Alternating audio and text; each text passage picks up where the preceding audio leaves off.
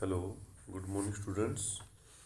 अपना सिविक्स का चैप्टर चल रहा है what is democracy, Y democracy. अभी तक अपने इसमें दो पार्ट पढ़े हैं। उन दो पार्ट्स में अपने क्या देखा है, जो डेमोक्रेसी है वो क्या है उसके बारे में अपने पढ़ा है। उसके बाद अपने देखा था इसकी जो डेफिनेशन है उसकी अपने को ज़रूरत क्यों है। आपने एक चर्चा देखी थी, उसमें इसकी एक सिंपल डेफिनेशन है वो निकल करके आई थी। ठीक है, उसके बाद में हम पहुंचे थे फीचर्स ऑफ डेमोक्रेसी, यानी डेमोक्रेसी की जो विशेषताएं हैं उनके बारे में पढ़ना शुरू किया था पिछली क्लास के अंदर। और जैसे ही अपने फीचर ऑफ डेमोक्रेसी पढ़ना शुरू किया तो इसको पढ़ने से शुरुआत में ही अपने सामने 4 क्वेश्चन उभर कर आए थे। उन्हीं 4 क्वेश्चन को लेकर के अपने इसके फीचर्स है वो डिसाइड किए। जैसे पहला फीचर आया था इसका, major decision by elected leaders. जो बड़े फैसले हैं, प्रमुख फैसले हैं, वो किन के हाथों में होने चाहिए। इलेक्टेड लीडर्स है यानी जो लीडर्स है जिनका चुनाव हुआ है लोगों द्वारा, उनके हाथों में होना चाहिए। फिर अपने इसमें एग्जाम्पल देखा, परवेज मुशर्रफ का एग्जाम्पल देखा। ठीक है ना, तो वहाँ पर क्या था, अभी लोगों द्वारा निर्वाचित था या नहीं था वो, उसमें बड़े फैसले किसके हाथों में थे जो इलेक्टेड लीडर्स थे उनके हाथों में थे या दूसरे ऑफिशियल लीडर्स के हाथों में थे। उस एग्जाम्पल को अपने देखा इसमें। फिर दूसरा पॉइंट आया था अपने सामने, free and fair electoral competition, यानी फ्री और फेयर जो चुनाव है प्रणाली होनी चाहिए। मुकाबला जो होना चाहिए चुनाव में, जब वोटिंग होती है तो फ्री एंड फेयर होनी चाहिए। जितनी भी पार्टियां हैं चुनाव में पार्टिसिपेट करती है उनके सामने इक्वल अवसर पैदा होनी चाहिए, अपॉर्चुनिटी है वो इक्वल मिलनी चाहिए। जैसे अपने इस एग्जांपल में देखा था कि चीन में चाहे इलेक्शन तो होते हैं, क्या वो फ्री एंड फेयर है, वहाँ डेमोक्रेटिक गवर्नमेंट है, इसके बारे में अपने चर्चा की थी। चीन में इलेक्शन होते हैं लेकिन वहाँ का सिस्टम ऐसा है कि कोई भी पार्टी जो इलेक्शन लड़ना चाहती है तो उसे पहले चाइनीज कम्युनिस्ट पार्टी है उससे अप्रूवल लेना पड़ता है। तो इसका मतलब क्या हो गया, एक ही पार्टी चाइना के, चाइनीज कम्युनिस्ट पार्टी, उसी की सरकार बनेगी हमेशा ही। अन्य पार्टियां बनती है लेकिन अप्रूवल लेगी वो चाइनीज कम्युनिस्ट पार्टी से, और अंत में जो गवर्नमेंट बनेगी वो चाइनीज कम्युनिस्ट पार्टी की बनेगी। तो इस प्रकार से जो इलेक्शन होते हैं चाइना में वो फ्री एंड फेयर नहीं है, लोगों के पास ऑप्शन है वो नहीं मिलते हैं। दूसरा एग्जाम्पल अपने इसमें देखा था मेक्सिको का। तो वहाँ पर भी क्या था, जो PRI था, मेक्सिको में पार्टी थी PRI, ठीक है, इंस्टीट्यूशनल रिवोल्यूशनरी पार्टी थी। तो उसी पार्टी को हमेशा वहाँ पर जीत मिलती आ रही है। क्यों आ रही है, क्योंकि वो पार्टी है जो गवर्नमेंट मशीनरी है उसका यूज़ करती है अपने इलेक्शन कैंपेनिंग में, जिस कारण से दूसरी ओपोनेंट पार्टियाँ हैं उनको कभी जीत हासिल नहीं होती है। यहाँ तक अपने देख लिया था इसको। आज पढ़ेंगे अपने 1 पर्सन 1 वोट 1 वैल्यू, एक व्यक्ति एक वोट, और उसकी वैल्यू है वो इक्वल होनी चाहिए सभी की। In the previous chapter we read about how to struggle for democracy was link to the demand for universal adult franchises. अपने पिछला चैप्टर आपके 9th क्लास में इस बार नहीं है, तो अपने देखते हैं कि जो डेमोक्रेसी होती है उसमें डिमांड रहती है यूनिवर्सल अडल्ट की, है ना। यूनिवर्सल अडल्ट क्या होता है, जो भी अडल्ट सिटीजन है यानी 18+ सिटीजन है उनको यूनिवर्सल होना चाहिए भाई। उनको चुनाव जो वोटिंग का अधिकार है वो सभी को मिलना चाहिए, सार्वभौमिक वैश्विक मताधिकार, है ना, सार्वभौमिक, सभी को एक साथ मिलना चाहिए। 18+ जितने भी सिटीजन है, चाहे वो लेडीज़ है चाहे वो जेंट्स है, ठीक है ना, सभी को मिलना चाहिए। उसमें धर्म, जो लिंग है, इनके आधार पर कोई प्रकार का भेदभाव नहीं होना चाहिए। The principle has now come to be accepted almost all over the world. और ये जो है इसका मूल प्रिंसिपल सिद्धांत है, जो डेमोक्रेसी है उसका ये सिद्धांत है, सबसे अच्छा प्रिंसिपल है ये इसका, और इसे पूरे वर्ल्ड ने लगभग मान लिया है। ठीक है, yet there are many instant of denial of equal right to vote. लेकिन अभी भी किसी व्यक्ति को मतदान के अधिकार से वंचित करने के उदाहरण आज भी कम ये एग्जाम्पल, ऐसे काफ़ी सारे एग्जाम्पल है जहाँ पर लोगों को राइट टू वोट है, इक्वल राइट टू वोट है, उसे डिनाई किया जाता है। जैसे इसमें एग्जाम्पल दिया है, in Saudi Arabia women do not have the right to vote. जैसे सऊदी अरब है, वहाँ पर लेडीज़ है, उनको वोट का अधिकार नहीं है। Estonia has made its citizenship rule in such a way that people belonging to Russian minority find it difficult to get the right to vote. इसी प्रकार से एस्टोनिया में क्या है, यहाँ के जो सिटीजनशिप के रूल है, नियम है ना, वो किस प्रकार से बनाए गए हैं कि जो रूसी माइनॉरिटीज़ जो कम्युनिटी के लोग हैं उनको मतदान का अधिकार है, वो प्राप्त करने में कठिनाइयों का सामना होता है, यानी उन्हें आसानी से वोटिंग राइट नहीं मिल पाता है। इसी प्रकार से फिजी में the electoral system is such that the vote of an indigenous Fiji has more value than of an Indian Fijian. अब देखो, फिजी की जो इलेक्टोरल सिस्टम है उसमें क्या है, वहाँ का जो लोकल निवासी है उसके वोट की वैल्यू है, वो जो वहाँ पर कोई भारतीय रह रहा है उसके वोट की वैल्यू से ज़्यादा है। यानी लोकल जो फिजी का सिटीजन है उसके वोट की वैल्यू, अगर कोई भारतीय जो फिजी में रह रहा है, निवासी है फिजी का, इंडियन है, उसकी वोट की वैल्यू फिजी के सिटीजन से कम हो रही है। ठीक है। Democracy is based on a fundamental principle of political equality. अब देखो, जो डेमोक्रेसी है वो किस पर बेस है मूल रूप से, ठीक है ना, वो fundamental principle of political equality democracy है। भी इसमें मूलभूत क्या है, इसमें बुनियादी जो सिद्धांत है इसका वो क्या है, पॉलिटिकल इक्वलिटी। राजनीति है उसमें सभी के पास समानता होनी चाहिए। That gives us the third feature of democracy. तो इसी से अपना जो डेमोक्रेसी का थर्ड फीचर है, डेमोक्रेसी की तीसरी विशेषता है, वो निकल करके आती है। तो तीसरी विशेषता क्या होगी डेमोक्रेसी की, in a democracy each adult citizen must have one vote and each vote must have one value. ठीक है। अब ये कह रहा है कि लोकतंत्र जो डेमोक्रेसी है उसमें हर कोई अडल्ट सिटीजन है, उसको एक वोट होना चाहिए, वन वोट होना चाहिए उसके, और each vote must have one value, और जो प्रत्येक वोट है उसकी वैल्यू इक्वल होनी चाहिए। जैसा फिजी में है भी, भारतीय जो नागरिक उसकी वोट की वैल्यू कम है, फिजी के नागरिक की वोट की वैल्यू ज़्यादा है। ऐसा नहीं होना चाहिए, हर सिटीजन को वोट का अधिकार होना चाहिए और उनके वोट की जो वैल्यू है वो इक्वल होनी चाहिए। इसके बारे में अपने one person one vote one value है, इसके बारे में अपने विस्तार से चर्चा करेंगे लेसन नंबर 4 के अंदर। ठीक है। फिर देखो आगे 3 फीचर आ गए ना अपने सामने, 3 फीचर्स अपने सामने आ गए हैं। कौन कौन से है, पहला था भी जो मुख्य डिसीजन है, बड़े डिसीजन, मेजर डिसीजन है, वो इलेक्टेड लीडर्स लेंगे या कौन लेंगे। ठीक है। दूसरा था स्वतंत्र और निष्पक्ष चुनावी मुकाबला, free and fair electoral system था। तीसरा one person one vote one value. 3 features आगे निकल के। अब चौथा फीचर आता है अपने rule of law and respect for right, यानी रूल ऑफ लॉ, कानून का शासन होना चाहिए, एंड रिस्पेक्ट फॉर राइट्स, और जो अधिकार है उनकी आदर होना चाहिए, रिस्पेक्ट होना चाहिए उनको। Zimbabwe attend independence from white minority rule in 1918।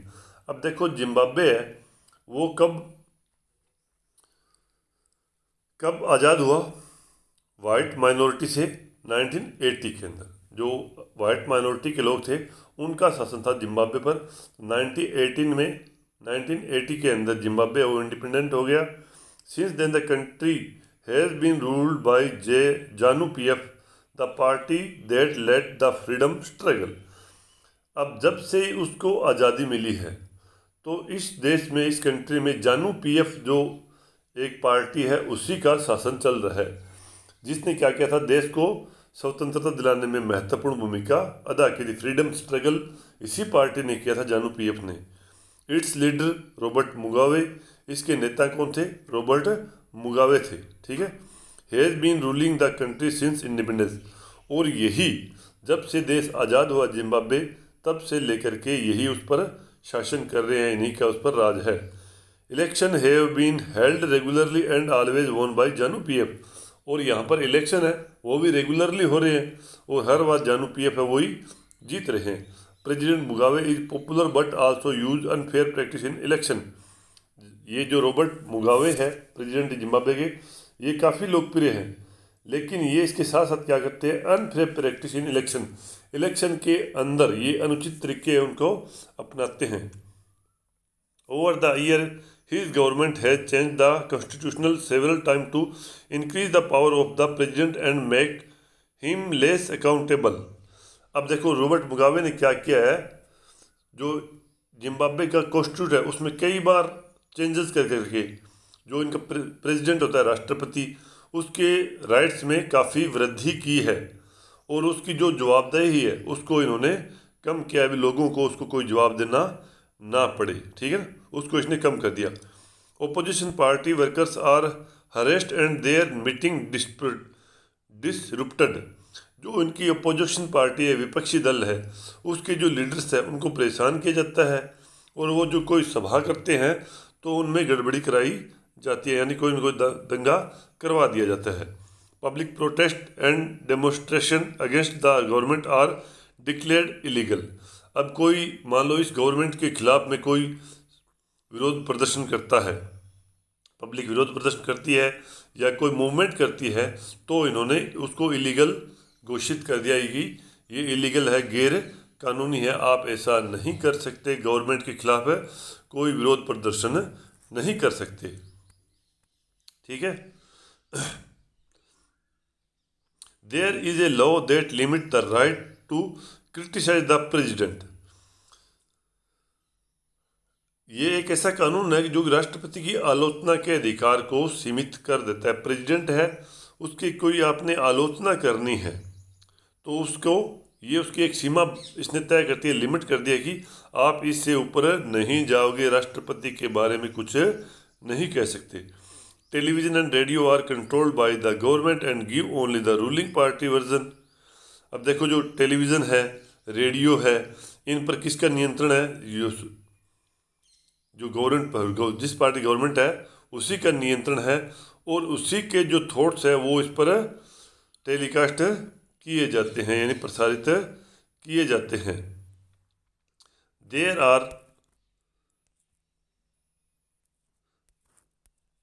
Are independent newspaper but the government harass those journalist who go against it.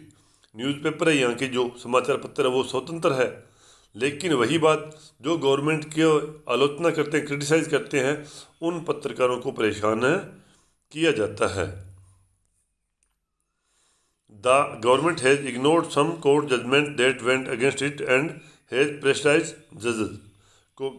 ये गवर्नमेंट क्या करती है, जो कोर्ट ने डिसीजन दिए हैं, जजमेंट दिए हैं, उनको इग्नोर करती है जो कि इन गवर्नमेंट के खिलाफ है, और जो जज है उनको प्रेस्टाइज किया जाता है, उन पर दबाव डाला जाता है। तो the example of Zimbabwe show that popular approval of the ruler is necessary in a democracy but it is not sufficient. Zimbabwe के जो एग्जाम्पल है अपने उस ये बताता है कि जो रूलर होते हैं उनको बार बार जनदेशपना लोकतंत्र की एक जरूरत है, पर इतना ही पर्याप्त नहीं है, ये इतना है वो सफिशिएंट नहीं है। Popular government can be undemocratic. जो लोकप्रिय सरकार होती है वो अलोकतांत्रिक हो सकती है, जो लोकप्रिय लीडर्स होते हैं वो अनडेमोक्रेटिक हो सकते हैं। Popular leaders can be autocratic. जो लोकप्रिय लीडर हैं वो अपने आप को तानाशाह भी बना सकते हैं। If we wish to assess a democracy it is important to look at the election. लोकप्रिय हो गया वो, लोकप्रिय नेता भी तानाशाह हो सकते हैं। अगर हम लोकतंत्र को परखना चाहते हैं तो चुनाव पर नज़र डालना जरूरी है, लोकतंत्र को अपने देखना है सही लोकतंत्र है या नहीं है, तो इसके लिए इलेक्शन है उन पर अपने को फोकस करना जरूरी है। But it is equally important to look before and after the election there should be sufficient room for normal political activities including political opposition in the period before election. अब देखो इसमें क्या देख रहा है, चुनाव में इसमें देखना है अपने चुनाव उतना जरूरी, चुनाव के पहले क्या कंडीशन थी, चुनाव हो रहे हैं उससे पहले क्या कंडीशन है, चुनाव होने के बाद में क्या कंडीशन है, उन दोनों पर नज़र डालनी है अपने को। चुनाव के पहले जो रूलिंग पार्टी है और जो ओपोजिशन पार्टी है, उन दोनों के कामकाज है वो सभी तरह के पॉलिटिकल उनकी एक्टिविटीज़ है उनके लिए प्राप्त अपॉर्चुनिटी रहनी चाहिए, दोनों के लिए एक जैसी ही रहनी चाहिए। ठीक है।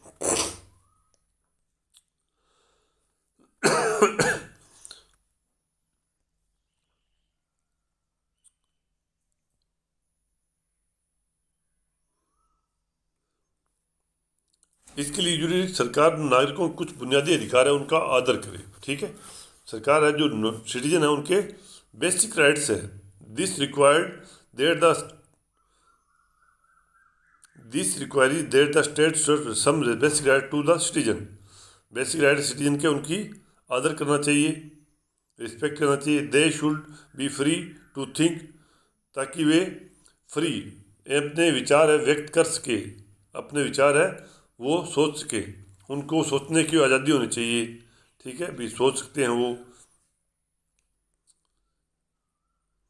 टू हैव ओपिनियन वो अपने विचार व्यक्त कर सकते हैं। To express these in public सार्वजनिक रूप से अपने विचार व्यक्त कर सकते हैं वो। टू फॉर्म एसोसिएशन वो अपने एसोसिएशन बना सकते हैं। To protest and take other political action वो प्रोटेस्ट कर सकते हैं और दूसरे पॉलिटिकल एक्शन ले सकते हैं। Everyone should be equal in the eyes of law कानून की नज़र में सभी के सभी समान होने चाहिए, किसी प्रकार कोई भेदभाव नहीं होना चाहिए। These right must be protected by an independent judiciary whose order are obeyed by everyone. तो इसके लिए क्या होना चाहिए, एक इंडिपेंडेंट जुडिशरी होनी चाहिए, स्वतंत्र रूप से एक जुडिशरी होनी चाहिए जो इनके अधिकारों की रक्षा करेगा और जिसके आदेशों का सब लोग पालन करेंगे। जुडिशरी के जो भी राइट्स अधिकार होंगे उनको कोई भी ओबे नहीं करेगा, सभी उसका पालन करेंगे।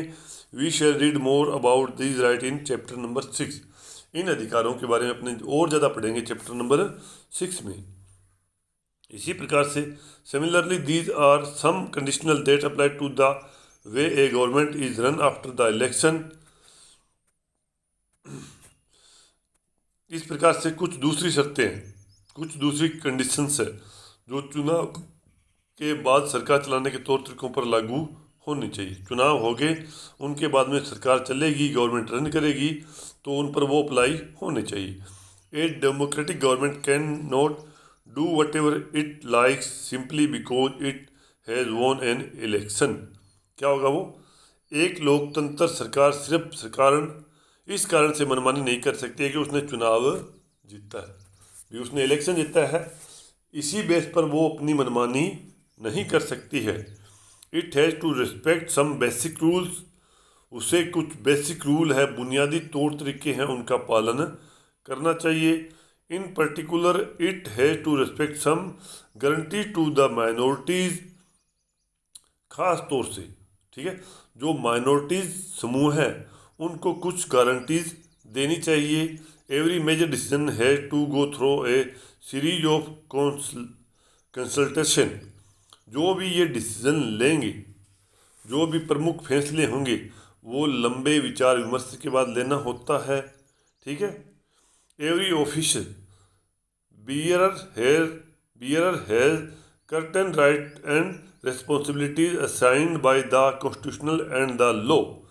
और इसमें जो प्रमुख फैसला लेंगे, विचार विमर्श के लेंगे, हर जो ऑफिसर है उस पद के साथ जुड़े अधिकार और जो जिम्मेदारियां उनको संविधान द्वारा दी जाती है उनके प्रति वो उत्तरदायी होंगे।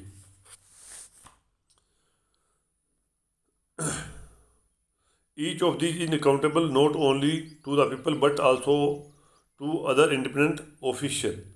ये सिर्फ जनता के प्रति उत्तरदायी नहीं है, बल्कि दूसरे जो स्वतंत्र ऑफिसर है उनके प्रति भी उनकी जवाबदारी होनी चाहिए।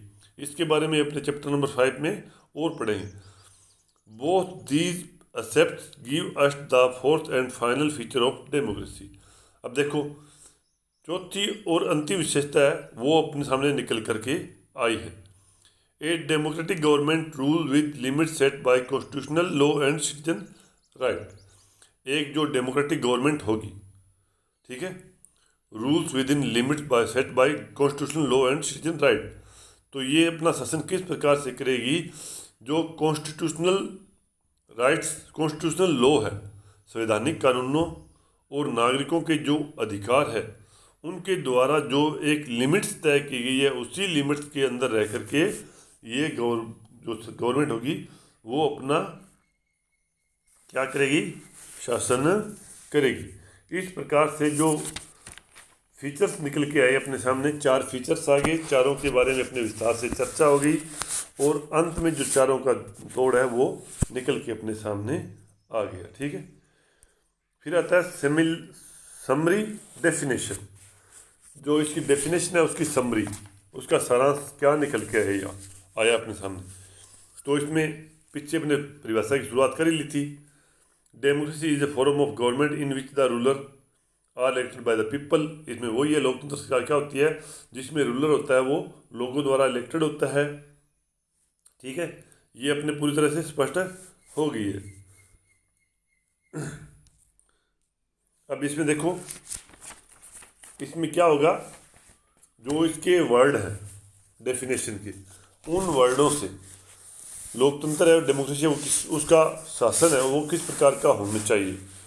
Ruler elected by the people take all the major decision. अब जो रूलर्स लोगों ने चुने हैं, मेजर डिसीजन वो ही करेंगे। ठीक है ना, ruler elected by the people take all the major decision, लोगों द्वारा चुने शासक ही प्रमुख फैसले करेंगे। ठीक है, पहला आ गया, परिभाषा के अर्थ निकल के आ रही है। Election offer a choice and fair opportunity to the people to change the current rulers. चुनाव लोगों के लिए निष्पक्ष अवसर और इतने विकल्प उपलब्ध करता है कि वे चाहे तो मौजूदा शासकों को बदल सकते हैं। यानी इलेक्शन है वो फ्री एंड फेयर होने चाहिए, ताकि वो जो मौजूदा गवर्नमेंट चल रही है, रन कर रही है, उसको भी बदलने की पावर उनके पास में होनी चाहिए। This choice and opportunity it is available to all the people on an equal basis. यह विकल्प जो है वोटिंग का सभी लोगों को समान रूप से उपलब्ध होना चाहिए। The exercise of the choice leads to a government limit by basic rule of the constitutional and citizen right. और जो चुनाव है, चुनाव से जो सरकार बनेगी वो संविधान द्वारा तय जो कानूनी और नागरिक अधिकार है उनके दायरे में रहते हुए ही काम करेगी। जो लिमिटेड सेट की गई है कॉन्स्टिट्यूशन के द्वारा, उन लिमिट्स के अंदर रह करके ही गवर्नमेंट है वो अपना कार्य करेगी। तो आज के लिए इतना ही। अब आगे पढ़ेंगे अपने वाई डेमोक्रेसी, लोकतंत्र ही क्यों। तो have a nice day, thank you.